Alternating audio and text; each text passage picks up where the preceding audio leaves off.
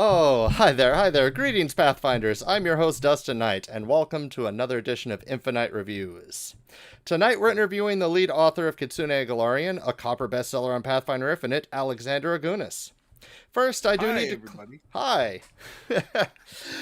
Before we can start, I do have to clarify that all views on this show are my own and have not been reviewed or endorsed by PAIZO or any creators of these products. My ongoing goal is to showcase and review as many products on Pathfinder and Starfinder Infinite as possible.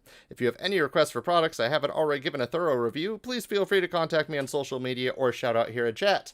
And as we are doing an interview, please feel free to shout out chat if you have any questions for our guest. As an additional disclaimer, Alexander Augunas is a personal friend and colleague of mine, and I was an author for Kitsune Golarion and the supplement Star Spinners. This is our premiere interview on this stream, and I'm very grateful to host somebody with whom I'm familiar enough to talk with casually.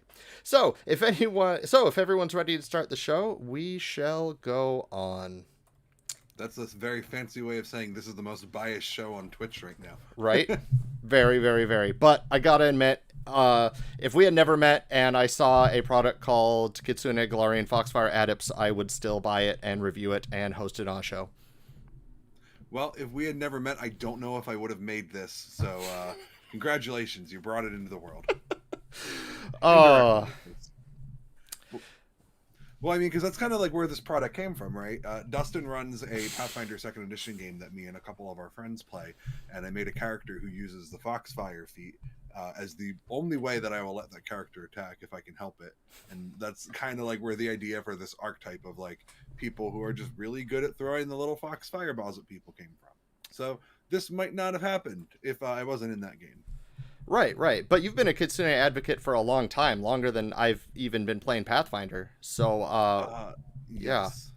Yeah, that sounds about right.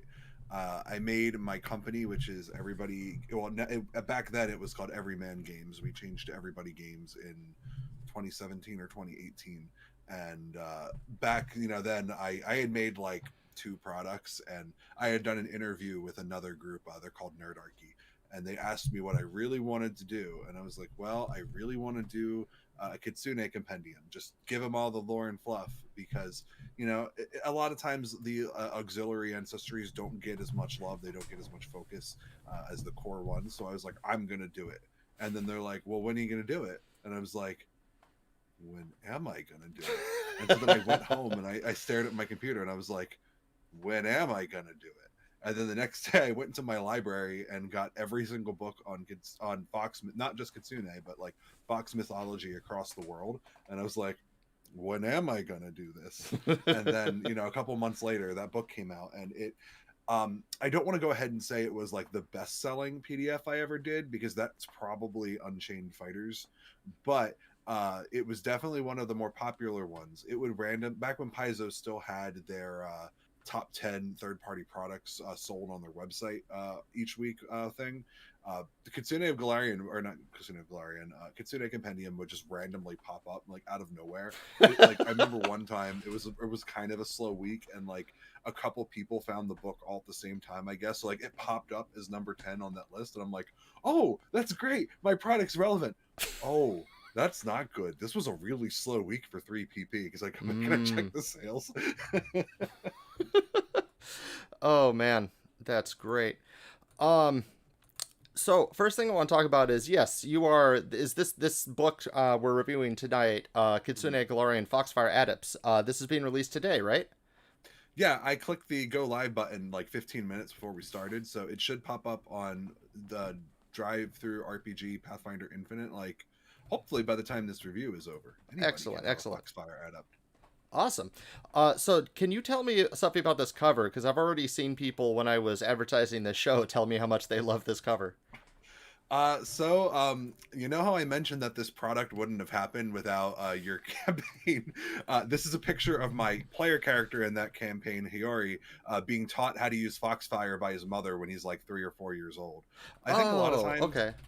yeah, I think a lot of times when we see like tabletop RPG covers, we get like really badass heroes doing really awesome and cool things, and it's like and it's like you want to kind of show off what the action is, but role-playing games aren't action all the time. They're also like quiet moments between characters, and I think that sometimes when you have art that shows your characters in that more I guess almost like downtime, like relaxed setting, a lot of times it almost becomes more memorable, because so much of how we present these characters is, I don't want to say hyper violent, but is very much focused on encounter mode. That you Right. don't really get to see as much in downtime mode, or even like for me, this would be like a background picture. Like Right. Right. this is years before our campaign started, like 14 of them. Yeah. Yeah.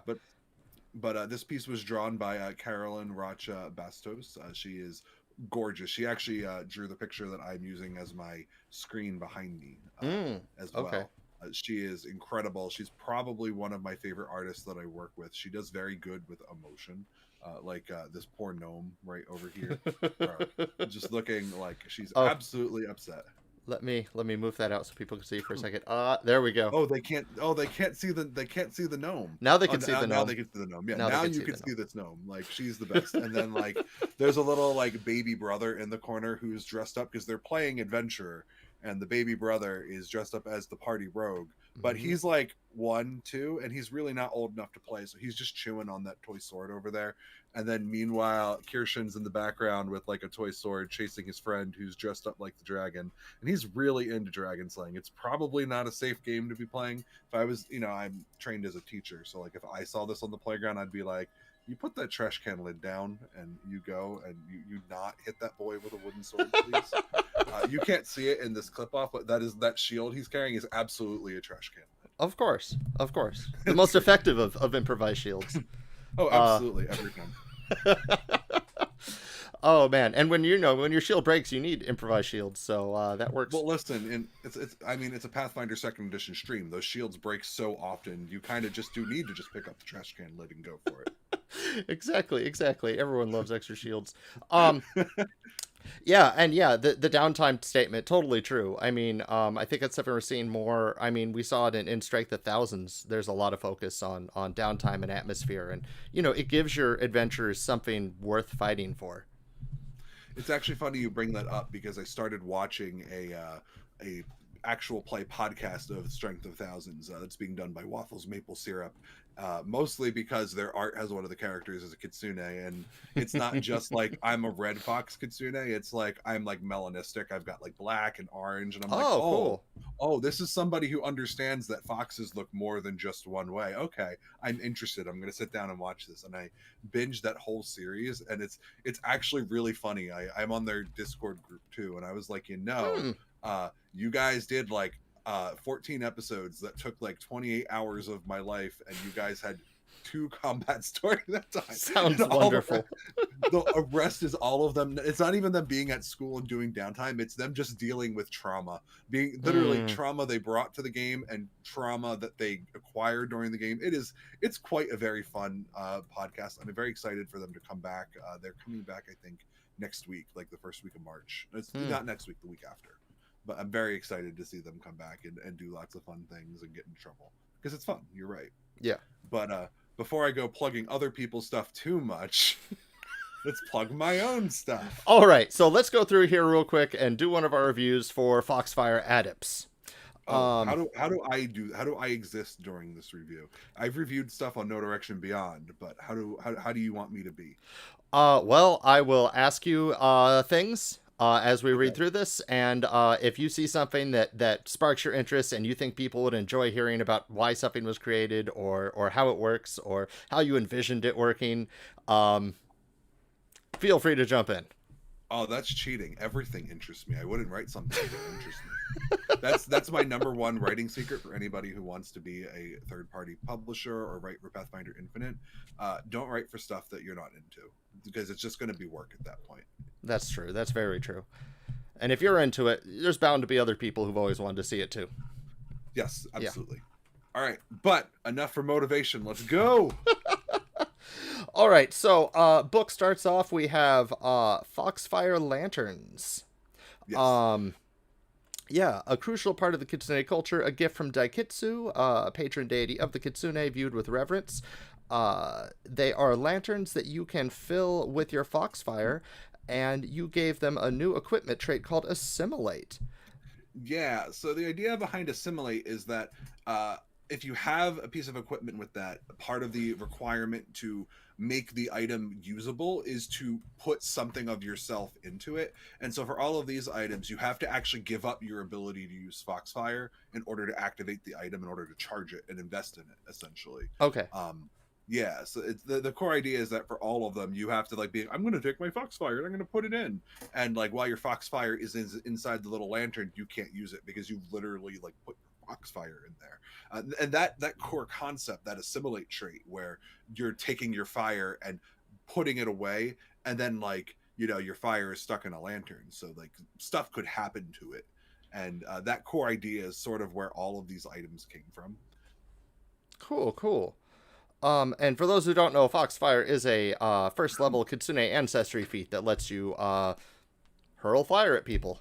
Yeah, don't quick word of advice. If buy this book if this sounds interesting to you, but be prepared that you absolutely will need Ancestry Guide, Pathfinder Lost Omens Ancestry Guide, in order to use it, because pretty much everything in this book builds off of the Foxfire feat, which thankfully for all of us, that's also where Kitsune are in second edition. So if you're into Kitsune, like definitely pick up this book, because Kitsune are great, and you also need it for this PDF to work. Gotcha. And that would be why it's a supplement to Kitsune Golarion. It is. Right. And then the lantern itself, you have multiple levels here. The first initial one looks like it just functions as a basic lantern, ignites, follows you around. Does it follow you around? Yeah. But most of all, what struck me here that was so interesting is anyone else holding the lantern is able to then use your Foxfire feats. You mean by interest you started devising ways that you could break my poor magic item. I'm gonna take a character with all these feats and I'm gonna put his fire in the lantern, and then I'm gonna die, and then when the GM lets my player characters keep this lantern, I'm gonna come back and pick it up and have all these free feats. It's uncommon, because that you shouldn't do that. That's very mean. Also, like, I guess you could, but don't do that. Yeah, then the GM is totally in line with sundering the lantern at some point, or having an NPC steal it and use the Foxfire against the party. Oh yeah, well, because that's one of the things too. Like Dustin said, if the lantern breaks, the Foxfire goes out, and if the person is dead, then the Foxfire just poof. So okay. Yeah. So in general, like there's a sidebar of lore here. The idea is that Kitsune communities will, like, as part of hospice care for Kitsune, they will have like their ancestors who are able to use Foxfire put their Foxfire into a lantern, so that when that person dies, all of their knowledge on how to use Foxfire remains in the lantern. And then young Kitsune will actually take the lanterns and they'll train with them, because when they pick it up, they'll like, oh, I understand how to do this now. I can practice, and then I can teach myself how to do it without the lantern. Cool. And then the higher level lanterns add additional stuff like illusory disguise, form cage Foxfire lantern. I apologize. Additional bonuses to transforming yourself, and even at the highest level, level 14 item, you have one that gives you illusory scene. Yeah, the idea was that you turn on the lantern and it illuminates the area, but the light, instead of like, you know, illuminating and like making things brighter, the light puts a scene, like almost like a hologram, in the area. So like as you walk around, what is being shown around you looks different too. Like it's not the same scene that follows you. It's like, it's almost like you're walking and you're projecting this other world that nobody else can see without the lantern in the area. Very good for tricking people, which is kind of what the whole item and all of its powers are about. They're all mischievous. They're all tricks. Right, and that's perfect for the iconic Kitsune, right? I hope so, but I like the next item. I think that one's even more iconic, just because the flavor is just really cute. I'm gonna go cute. It's really cute. All right, the Ever Burning Foxfire. This is a rune. You etch it onto hand wraps of Mighty Fists. It manifests the detailed family history of the Kitsune who's wearing it. And if you use the rune to assume a fox form, the hand wraps adjust to your new form rather than merging with it, wrapping around your front paws, or transforming into a scarf or a bow. Yeah, so listen, it actually has like a practical power ability, which is like when you use it, you can free action envision to use the runes, and it'll let you use your Foxfire in other forms. Because as written, you can only use your Foxfire when you're in your original Kitsune form. Right, So right. this kind of like lets you get around that if you want to be in your human form and lob it. Or obviously, the best way to use it is to turn into a tiny fox and then go ah, ah, ah, and then shoot little fireballs out of your mouth every time you screech. Amazing. But so if you turn into a fox, like it changes the hand wraps so that they look appropriate. So like you can wrap your little paws up, and of course that's adorable. But you can also have it turn into like almost like a Japanese shonen protagonist scarf that like waves behind you the entire time, or the big cute bow. Just the hand wraps are all wrapped up in a bow. It's adorable. Yeah, You got to get it just for that. Oh yeah, I'm picturing the fox from one of the Persona games who has a. Yeah. Okay. Yeah. 100%. Yep, that one right there. You got it. Very cute and adorable. I hope that there are a lot, because it's actually funny.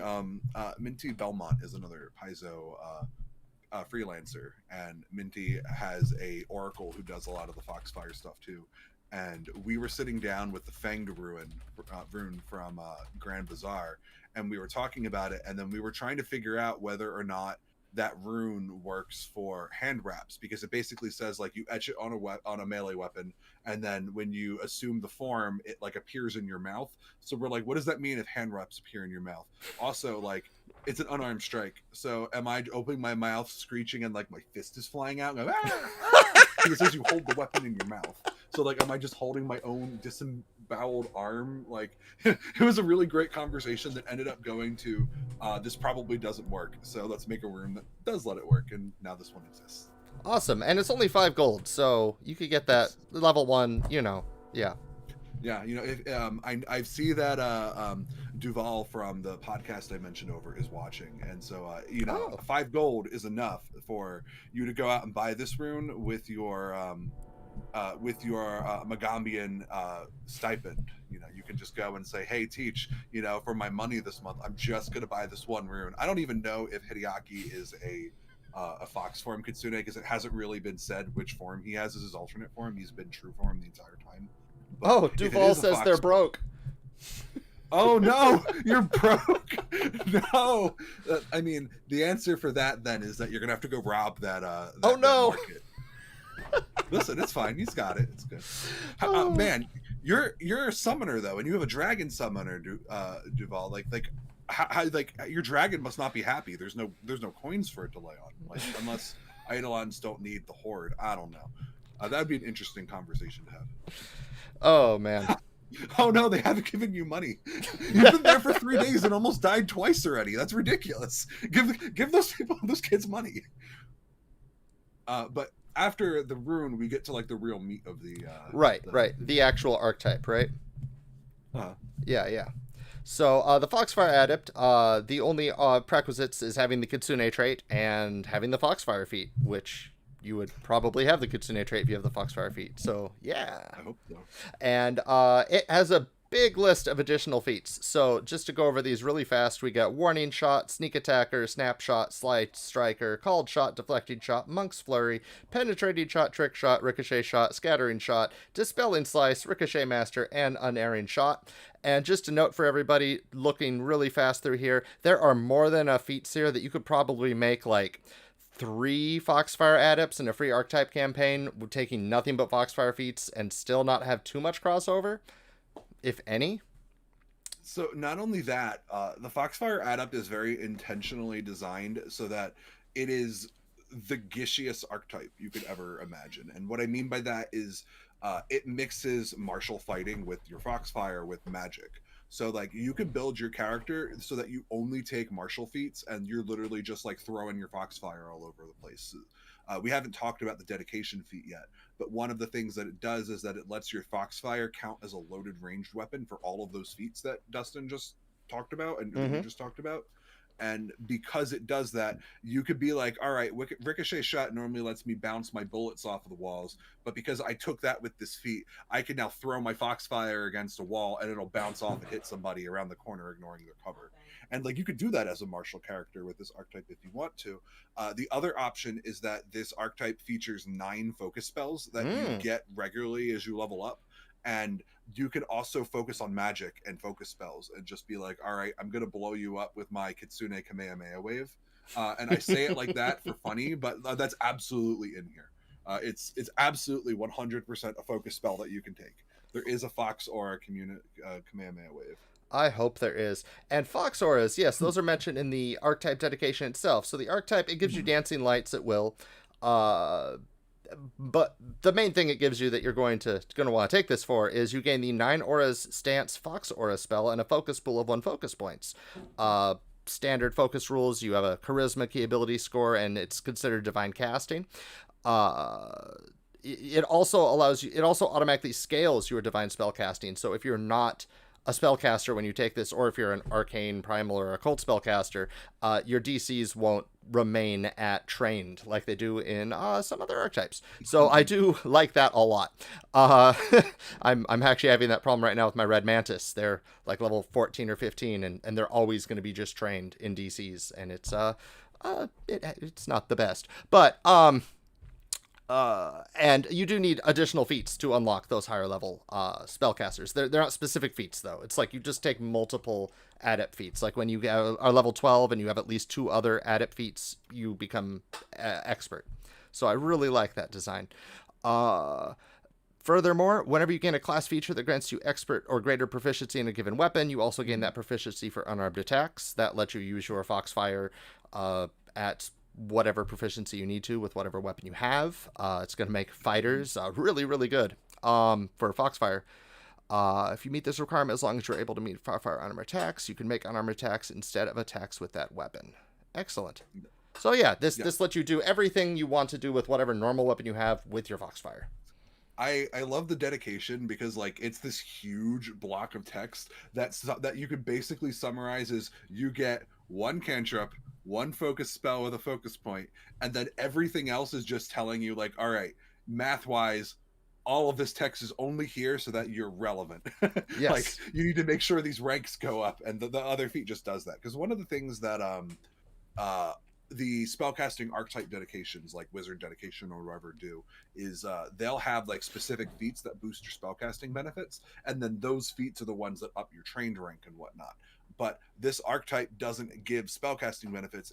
It lives in the realm of focus spells. So the dedication is just like, yeah, you pick enough feats and then hit the right level that you would be for those other ones, and it's fine. So like as an example, sorcerer dedication requires you to have the dedication feat, and then the basic spellcasting feat, and then the expert spellcasting feat. And when you have that 3rd feat at like 8th level, you become an expert in whatever tradition you have. So this one operates on the same way. You need the dedication feat, you need to take any other 2 feats from the archetype, and then once you have 2 feats from the archetype and are hit that level requirement, which is the same as the dedication feats for other multi-class archetypes, then it automatically bumps you up. So balance wise, it's the same. It just takes that text out of other feats and makes it part of the dedication. Gotcha. That makes sense. And the 9 aura stance that you get with this feat, which is over here with the focus spells and this adorable picture of a fennec fox, lets you gather your spiritual energy. It gives you a +1 status bonus to AC while you're in this stance, single action to enter the stance plus the focus point. And it increases the damage of your Foxfire to 1d6. So you are not an archetype that is completely dependent on your D4 weapon, which is splendid. Yes. It's also very interesting because we'll talk about it later, but all of the other focus spells, they can only be cast if you're in that stance. Gotcha. So all the other focus spells will give you more focus points so that you can do it, but it's very much like if you want to do your Kamehameha wave, it's like the only thing you're going to do with your focus points, because you need 1 point to get into that fighting stance, and you've got all of your spiritual energy like kind of manifesting, coursing through your body, and then you could take it and just go and then like, you know, now you're out of focus points. Excellent. But you know what, like it's really cool flavor wise, and those spells definitely have a kick to them because of the ramp up that they've got. Awesome. And as the heighten, you could add additional weapon traits to your Foxfire, and you increase your status bonus. Awesome. All right, so going through the feats, let's see. So we got the first one we got up here is another Foxora feat, Foxfire Breath, which I believe is the cone one. Yep. Yep. So none of these feats are inspired by real world practice, or none of these feats are based on real world practices, but one of the ideas for all of them is that like it's loosely based off of esoteric principles. So like you're gathering spiritual energy, you're putting it in a specific part of your body, and then you're channeling it out of that part of the body. So like for Foxfire Breath, you're taking your spiritual energy, you're kind of putting it in your throat, and then you're breathing it out, and then as you breathe it out, the energy ignites into Foxfire, so you're like brah, and spitting it everywhere. It's really cool. Awesome. So Duval in chat saying that the art in the book makes them very happy. So this one down here, I see her name there, but this is also by Carolyn Rocha, right? Yep. Yeah. Both of them are. All right. Awesome. Oh no! It looks like, I hope it's the dog. No, it's there. It's there. Oh, okay, good. I got scared. I was like, no, I didn't cut her name off. I can't do that to her. She's too good. Yeah, I just wanted to give a shout out there because yeah, it is very good. All right. And after, where were we? Foxfire Breath. We have Foxfire Artillerist. When you interact to reload a ranged weapon, you could create a piece of ammo using your Foxfire, put it in the weapon, and shoot it sometime before the end of your turn. Yeah, that's great. If you want to play a Kitsune archer with magical, spiritual foxbow fire stuff, you got the feat for that. Great. You could also interact to load a gun and shoot Foxfire bullets at people. I love it.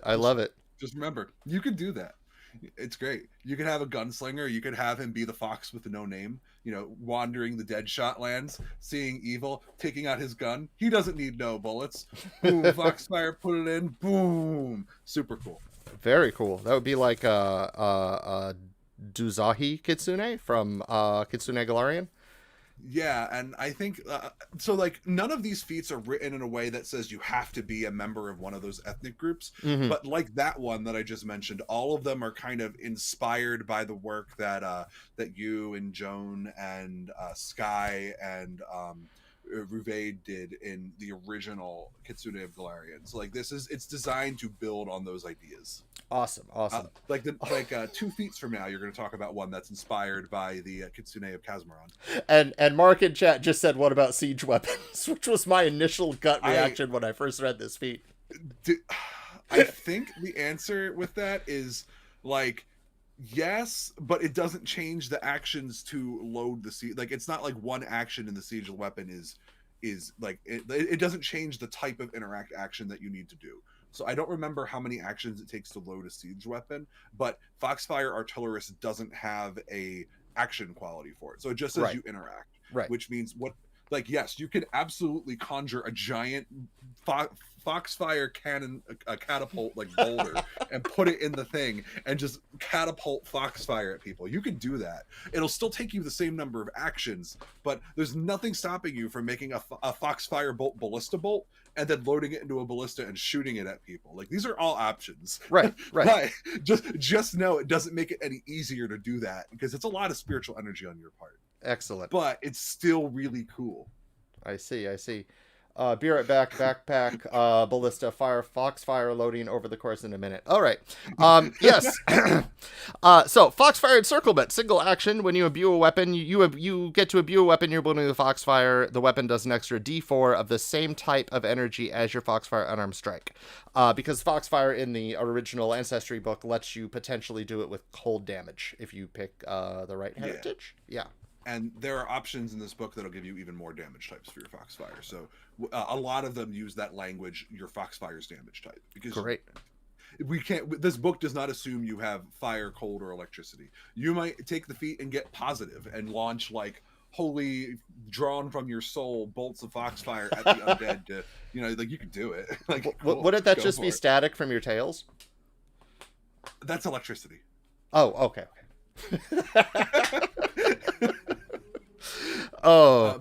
But yeah, the next one is the one that was very much inspired by Ruvaid and I keep saying his name wrong. Ruvaid and his work on the Kitsune of Kazmaron. That's the medicine feat. Oh, okay, okay. Foxfire Medicine. You could use Foxfire Unarmed Strike instead of Medicine to treat wounds. When doing so, you don't need a healer's kit. You could target any creature within range of your strike, and you can determine the DC as though your proficiency rank in Medicine was one higher than your rank in unarmed attacks, up to Legendary. These benefits also apply when using Battle Medicine. If you cast a Fox Aura spell that deals damage, you can have the spell heal will-in living creatures that are targeted or within the spell's area instead of damaging them. Wow. Yeah, so Cool. I'm gonna say like the first idea for this one is, what if I yeeted my little Foxfire at my friend and it healed them? Because Mm. that's literally in the flavor for the one group of Kitsune who like roam the grasslands, and the core book didn't really have anything to make that work. This is the feat that does that. Gotcha. Anyone who, yeah, like it's and the idea is that like it has to up your rank by one, Mm. because unless you're a fighter, most characters don't get legendary in medicine, which means that like healing someone with Foxfire would cap out and end up not being quite as good. So we didn't want you to feel like you were being punished for doing the cool thing with your class feat. Because I mean, most class feats are like fighty things, and you chose to take a Healy medicine thing, and I wanted to make sure that it was good, like it's like awesome. So yes, you don't need a healer's kit. You can eat your Foxfire at people, and if you take one of those really cool damage spells that I mentioned, you can actually heal everybody with it, which has some really fun interactions. One of the feats causes your aura to radiate damage every round people are near you, and with that feat, it actually changes that damage into healing. So you can Oh, you can okay, literally okay. do like you could do a fireball of healing, and then people near you get healed, like Oh, a that's very awesome. small amount. Yeah, Right, right. there's a lot of crazy, complex interactions in this archetype. Yeah, that seems well. Yes, Mark is asking if you could sneak attack for extra healing. can you sneak attack for extra healing? No, because it doesn't use the damage of your strike to determine the healing done. It uses the based rules for treat Oh, wounds. yeah, you're right, you're right. And Fox Aura spells. I guess if you had a Fox Aura spell that had an attack roll, but I don't know if I there are any. think I think they're all reflex saves or Yeah. will save. Okay. I think so. But theoretically, yes, if you had a Foxora spell that was an attack roll, you could sneak attack as long as you had that rogue feat that lets you sneak attack with spells. So, I mean, at that point, you're using a focus point, you're taking a minimum of 3 feats to do that. Like, I mean, it's cool and it's a good way to do a big chunk of healing, but I don't really think that's too OP. Like, Right, right. that's I mean, you're using 2 focus points. You got into the stance too. Oh yeah, because you need to get in the stance too. So yeah, you're using a lot to do that. So like if Yeah, you were at my table and you took all of that and that existed, I wouldn't be mad. I'd be like, all right, yeah. you put a lot of effort into healing your friend with a sneak And attack. it makes sense. Like You're hitting precision, so you're hitting the yeah, wound, like right you're on. like surprise healing. Oh, okay. Oh, and then the next feat is Foxfire Spellstrike, which it's a mega Spellstrike with Foxfire. And instead of normally recharge, you recharge it by getting a critical success on Demoralize, Disarm, Faint, Hide, Shove, Steal, Sneak, Trip, or Tumble Through, which reminds me very much of the 1E Kitsune style, Kitsune Trickster Yep. style. There were 2 of those. Um, You recharge it by being the trickiest trickster. Excellent. All right, and then Foxfire Trickster is the very next one, which you'll probably want to take with it, as it lets you use your Foxfire Unarmed Strike instead of Athletics to disarm, trip, feint, or intimidate to demoralize.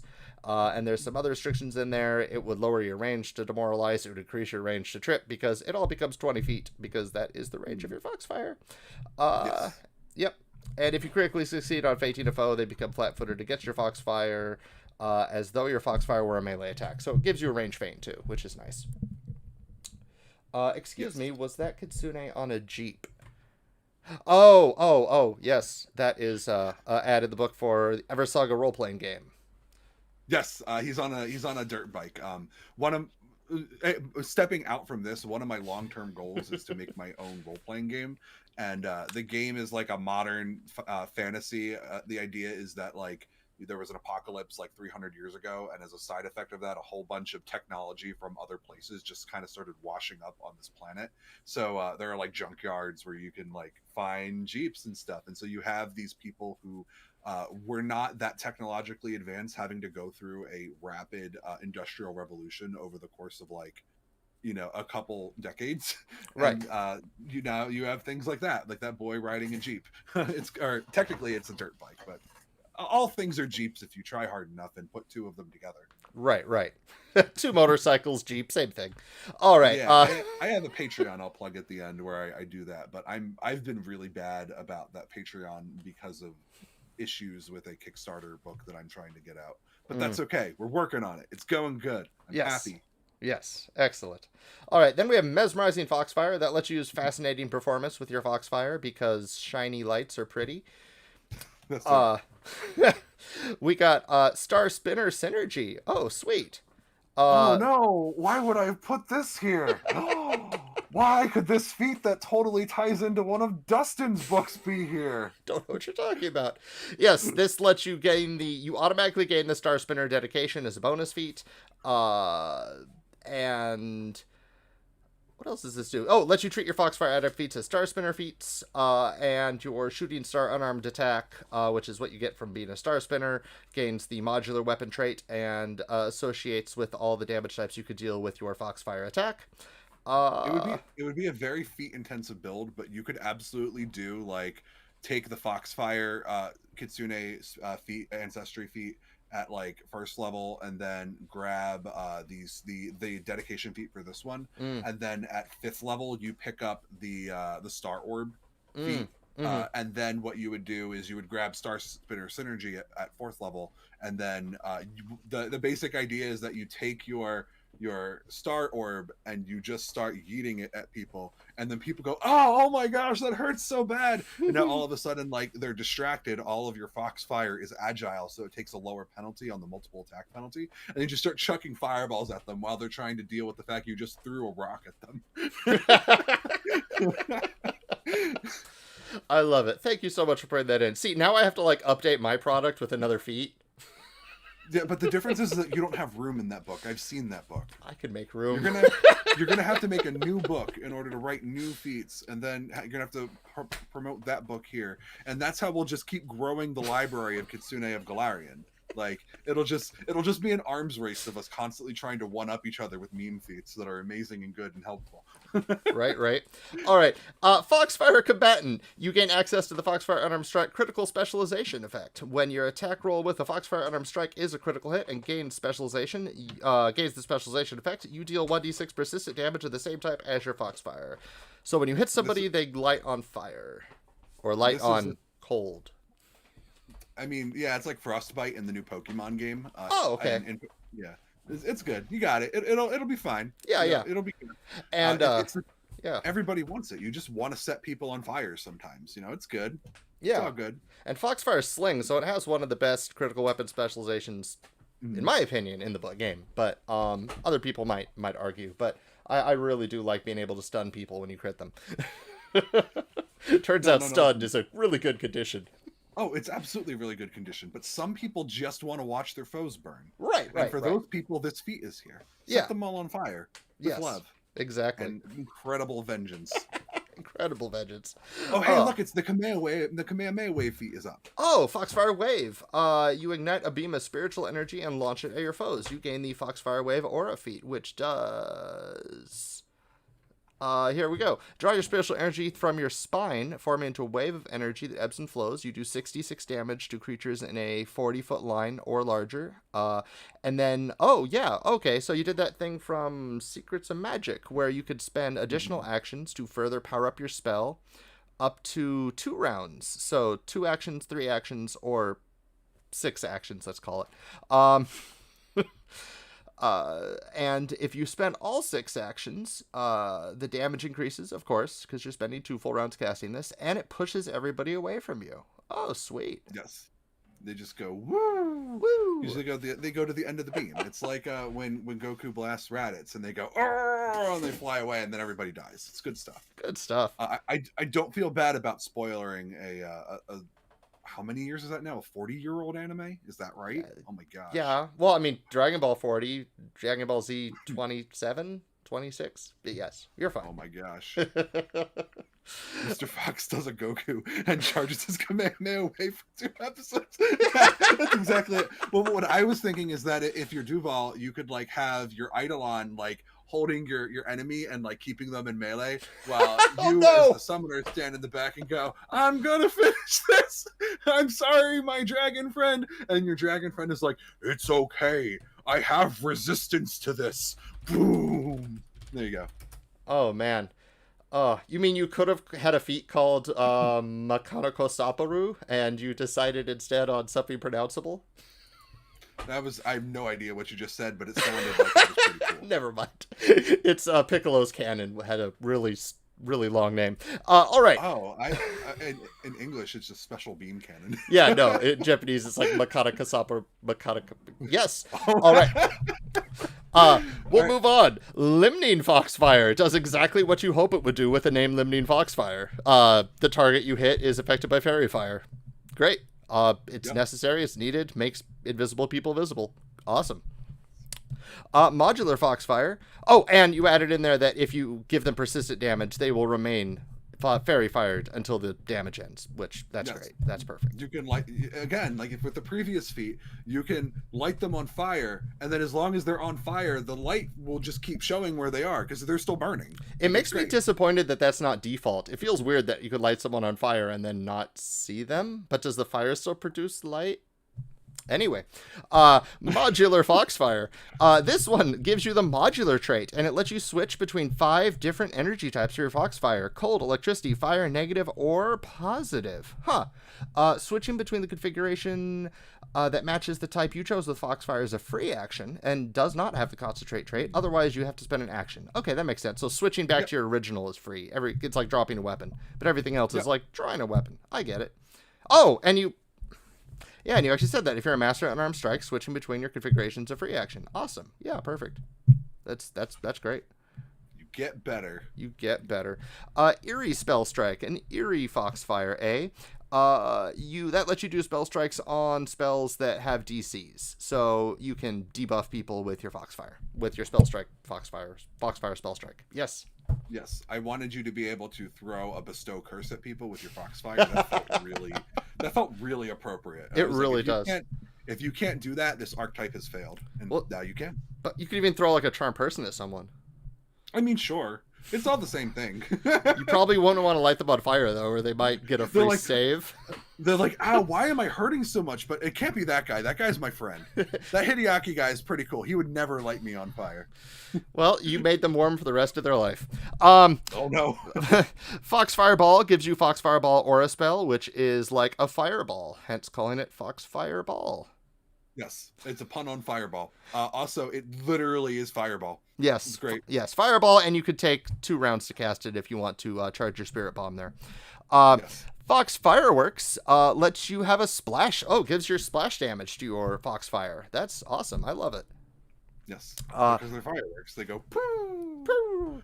It has the flourish trait, so you can only do it once per round. But there's a later feat that removes the flourish trait, and then all of your Foxfires can be explodey. This is part of that thing I mentioned earlier with between a martial path and a spellcasting path. Right. If you just want to be the fighter who throws exploding fireballs all day, you can do that with this. It just takes more investment. Excellent. I do like the next focus spell. Foxfire Chrysalis. Defending yourself from harm. Oh, okay. So this is the defensive Fox Aura spell. Foxfire Chrysalis. This gives you the Foxfire Chrysalis Fox Aura spell, which your body swells with spiritual energy from your sacrum, steadily releasing across your body as a glimmering shell of Foxfire. You gain resistance 5, which would be against the energy type of your Foxfire, and adjacent creatures that hit you take damage every time they do. The resistance and the damage increases as you spend more rounds charging it up. And when you charge it up all the way with 2 full rounds, it also gives you a concealment. DC 6 flat check to hit me. Kind of shimmery, fiery concealment. Awesome. Yes. It specifically doesn't use the word concealed condition because I don't want to have to deal with people saying I'm going to hide while I'm on fire. No, it's just shimmery heat. It's hard to see you. It's like an illusion-y thing. That makes sense. But without the illusion trait, it's good. Right. You stay there because on that page with the focus spells, because the next one is Foxfire Serenity, which is another focus spell. Okay. Foxfire Serenity is... Oh, there we go. All right. So Emotion, Enchantment, Evocation, Kitsune, Stance, 9 Aura Stance. There we go. It's another You could do it 2 actions, 3 actions, or full rounds. While you are in your, what does this do? Oh, while you're in 9 aura stance, which you have to be in to cast this, apply this stance's status bonus to your will saving throws. Oh, that's in addition to AC. Oh, that's cool. Mhm. If you're affected by certain conditions with a condition value, reduce those conditions by 1 when you cast the spell. And those conditions depend on how many actions you spend to cast. So 2 actions, you could reduce frightened by 1. 3 actions, you could reduce clumsy, enfeebled, frightened, sickened, or stupefied by 1. And if you spend so you pick one of those. Oh, one of those. Okay, it makes more sense. Yeah. And if you spend 2 rounds, you could do one of those conditions. And when you do so, cast the spell. Oh, and you could reduce the value of all the conditions by 1, or reduce the values of one of the conditions to 0. Okay, that's useful. Okay, that's really useful. Huh. Yeah, so if you want to sit there and hold for like a full 2 rounds, you can just make one of those conditions go away, because reducing a condition to 0 ends it for those types of effects. And for the other ones, it's like, all right, if I'm like super debuffed and I've got like 5 problems and it's all of them, you can just knock all of them down by 1. It kind of gives you a little bit of flexibility in how you deal with that problem. Okay, great. So we're going to go through a little bit faster. We got 13 more minutes before PAIZO Live starts on the official PAIZO channel, in which we are being hosted. So Kitsune B lets you cast Prying Eye in your Foxfire. I love it. That's a classic, having at least in anime and manga, having the Kitsune spy on people through their Foxfire. So that's really cool. Spiritual Focus lets you regain 2 focus points without having to be a class that has that kind of a feat. Oh, glory. I've been a vocal critic about archetypes that give you focus spells, but not being able to regain your focus points when not all classes give you a feat that lets you do that. So awesome. Fox Addle is a 2 action activity that lets you strike someone with the unarmed strike. It does mental damage. Oh, cool. And if you hit its AC and will DC, ooh, that's a nice mechanic. They become confused for a minute. They get up to will saving throw against the higher between your spell DC or your unarmed attack DC at the end of each of their turns to end the confusion. Okay, cool. So, yeah, you could briefly pseudo confuse somebody with your Foxfire. That makes sense. Awesome. You just throw the fireball in their brain, and they go, "Uh-oh. I don't know what's up anymore." It's too glittery. I'll go over a couple of them for you to make it a little bit quicker. Please. The next 3 feats are Foxfire Sight, Foxfire Firework Cascade, and Foxfire Prescience. Foxfire Sight basically lets you apply that aura bonus you get from being in your aura stance to perception checks. And as you level up, if you fully charge it, it will also let you do so I'm sorry, in addition to giving you the perception check bonus, it gives you a new sense. It gives you spirit sense, which you can use to detect any type of creature that has a charisma score, which is within 30 feet of you. Okay. It's very helpful. You basically like sense the spiritual energy in other creatures. Right. And then if you focus it for the full 3 rounds, you can increase the range from 30 feet to 60 feet. And then finally, if you do it for 2 whole rounds, it also works like true seeing, where within that range, that spirit sense, it'll try to counteract things that would fool your like perception. Okay, cool. Which is helpful. Firework Cascade, I've already alluded to. It's the feat that removes the flourish trait from the fireworks ability, so you can just make all of your fox fireballs into exploding little fireworks. And then Prescience is I like Prescience. I think it's really weird and fun.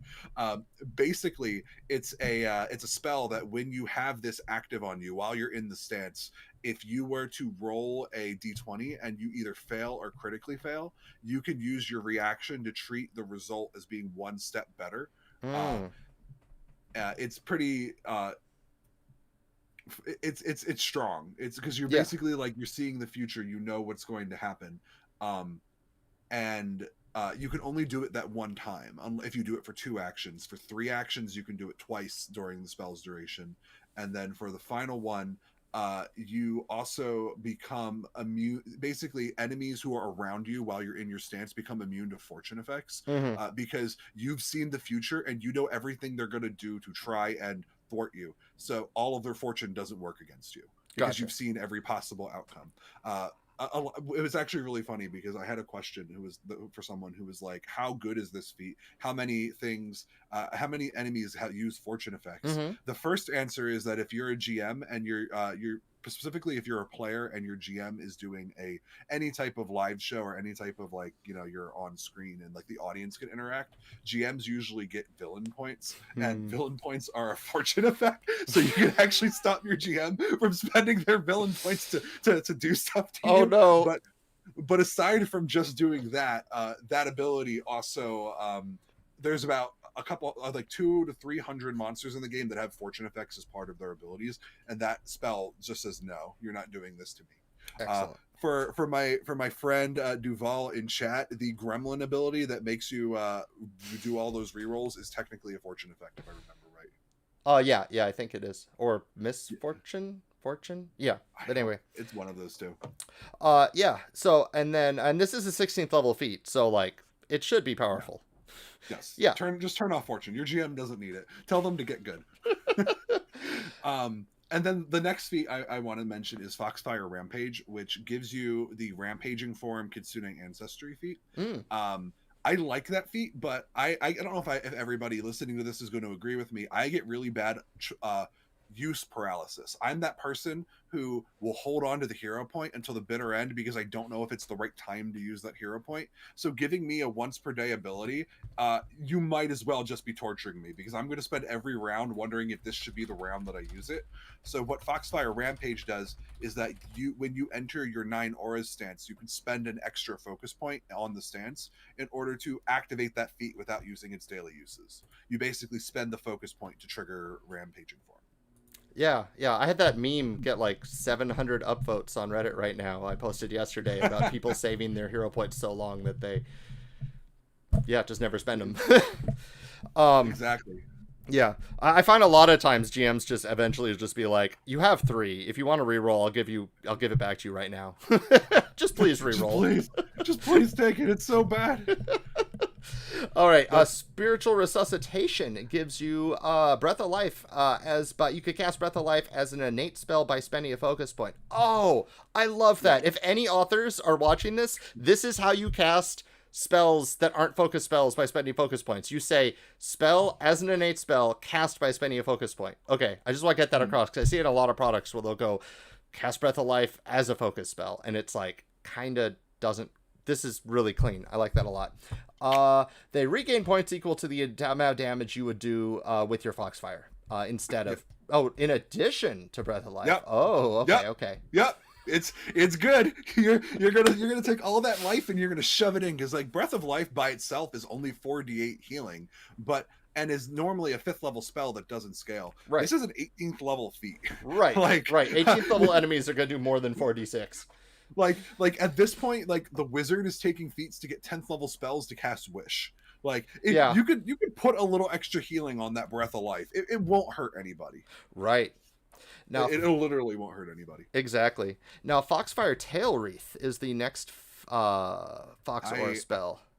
I love this one because the idea for this one is like in all the art you see like Kitsune with their tails in weird positions just so they can look like they're in like a lotus shape or on their back. Right. And this spell is supposed to be, all right, I put my tails in that position because I am in super awesome mode right now. Right. Your Kitsune bee manifests around your tails. And then you gain the benefits of 2 Foxfire spells. Okay, awesome. Yeah. And if you spend 2 whole rounds charging it up, you gain the benefits of, I imagine, 4 Foxfire spells. Awesome. So this is the charge up, go Super Saiyan Fox that was mentioned in chat earlier by someone. You could charge up, and you get 4 different Fox Aura spells around you if you want to use this for your 18th level feat. That's awesome. Mm-hmm. Yeah, the idea is that you can't use it to do the damaging components of those spells. So like if you pick Fireball, you're going to get the ability that like causes your aura to produce fire and hurt things that are near you. It's not going to like lob a fireball, but any of the self buffs, essentially, this will activate all the self buffs for you. And there's actually the next feat on your list is Foxfire Avatar, which is when you cast that spell using 3 actions, you gain 3 Fox Auras, and if you cast it using 2 rounds, you gain all 7 Fox Auras. Because at that point, you would literally have every single Fox Aura spell, So if you take every single spell and you go the pure spellcasting route, this is your reward. You can use that one spell, spend one focus point, and put all the buffs on you and be like, I feel like it's appropriate for 20th level feat where you've taken a very specific path of 10 feats. like, good for you. I don't know how you would do that outside of Freed Archetype, but if you do, you're wonderful, and thank you for supporting this product. Awesome. Yeah, because there are 3 20th level feats, so unless your GM is extremely generous and letting you do try archetype or something, you will definitely want more than one Foxfire Adept to get all the content in here. Rapid Foxfire Manifestation lets you, you're permanently quickened 1, but you can only use the quickened to cast a Fox or a spell or strike with your Foxfire Unarmed Strike, which you'll probably want to do if you take 20 levels of a archetype dedicated to it. I hope so. Right. Yeah, that one's really strong if you go the martial route, because you're just getting an extra strike every round. Like, right. Cool. Fireball. It's good. Right. And then finally we have Spiritual Wellspring. This gives you your 9 aura stance becomes a focus aura cantrip, a special Fox aura spell that doesn't cost focus points, so you could use as often as you like. Oh, sweet. So yeah, you could enter the 9 aura stance and have 3 focus points, so you could cast. Oh, okay, cool. So, like, if you're a spellcaster, if you go the spellcasting route, all 3 of those are really good for you. You're probably not going to use Foxfire Avatar if you go Martial, but if you go Gish and you take some of the spells and you take some of the combat feats, then this will let you be like, all right, I'm just going to have free access to my aura, and then I can use my other points to do whatever I want. It kind of like opens you up for a little bit more flexibility. So there's one that's very spellcasting heavy. There's one that leans a little bit more martial, but spellcasters will benefit from it. Mm-hmm. And then the last one is like designed to be just like the flexibility option. That's really clever. That's really clever. I like that. And hey, the last couple pages are the focus spells, which you've already very kindly gone over. So that means you've successfully reviewed the entire book with all of my banter, with 3 minutes to spare. How do you feel? How do I feel? I feel great. Yeah, this was fun. Thank you very much for coming on the show and being my first interview. I'm glad to hear that. I'm so happy so many people are here hanging out with us in chat during your show. This is so cool. Right. I get to see all these people talking about Kitsune. It's good stuff. Oh, and your product went live, so there, I'm going to post the link to it there in chat. I did it. Look, I timed it perfectly, just like I told you all I do on Twitch. I worked like a charm. Looking at the future, I think I want to do more Kitsune of Golarion expansions. I know one thing that I really want to do that I haven't figured out how I'm going to do it yet is that I would love to do a ethnic group that like lives in the Mwangi Expanse, but I wouldn't want to write that because that's like such like an African experience. I would want someone with more understanding of like the cultural roots of the region to do it, like how I got all the other authors for the other sections. I wasn't able to find someone to do Mwangi Expanse when I was writing Kitsune of Golarion. So like Kazmaran has like some, all right, this is based on ancient Egyptian stuff. Or no, I'm sorry, Garunde has one that's based on ancient Egyptian stuff, and I was like, all right, that's all I'll do, because I'm not going to write something that doesn't have that information and that background sort of fueling it. But that's definitely on my bracket as something I would like to do, but I got to find the right person to write it first. Gotcha. And then I know that the other Infinite product that I really want to do is I want to write a Blood Rager. Gotcha. Ooh, a Blood Rager. I want to write the Blood Rager, but I want to write it for PF2 because I love that class. I see. Yeah. So, is there a place people should go if they want to learn more about you, see more of your work, etc., etc.? I have a website. It's everybodygames.net, and that's where I tend to put a lot of my Everybody Games products. I haven't put any of my Infinite stuff up there because, like, I can't post as my company on that site, so I'm kind of just like, I don't know where to do or where to put it. If you have Patreon and you're interested in supporting me on Patreon, I do have a Patreon. And like I said, I am not great at doing stuff at it right now, but my hope is to get better at it once I get the Starfarer Species Reforged for Starfinder product out and shipped. But just for how long that's been behind, that's kind of like all of my free time that isn't going into my work is pretty much going into that. But if you want to check me out on Patreon, it's at patreon.com/EverSagaRPG. And I have a couple different tiers, and there's some like art, a lot of concept art, like that picture of the motorcycle bike that everybody seemed to like is there, and so are a couple other ones. Those are the two big places. And if you want to see more content where I do stuff, I am the master of ceremonies on No Direction, the No Direction Network's No Direction Beyond. I do a lot of stuff reviewing Starfinder products. Space is my jam, and I just did an episode with John Compton where we went over the results of the Evolutionist playtest. And anybody who hangs out with PAIZO Live, I'm sure we'll be talking again soon. No reason, just I'm sure. But yeah, there's a lot of stuff. I'm all over the place. And I have a Twitter if you want to follow me on Twitter, I suppose. I'm pretty good at posting on Twitter most of the time. My Twitter handle is at ALJAUG. It's Al J Og, or Alexander, my middle initial, Augunas. So I'm there. It's me. I got my cool little everybody games smile on it or whatnot. But thank you so much for having me. I really appreciate it. All right. Well, and thank you everyone for watching. I will be back next Friday at our normal time at 4 o'clock for a Infiknight reviews, as I'll be going over more new products from Pathfinder and Starfinder Infinite. In addition, you could also catch me and my booster Best Jerry on my own Twitch on Tuesday at 6 o'clock. There we go. So thank you very much everyone for watching. Don't forget that you have hero points, and don't roll any natural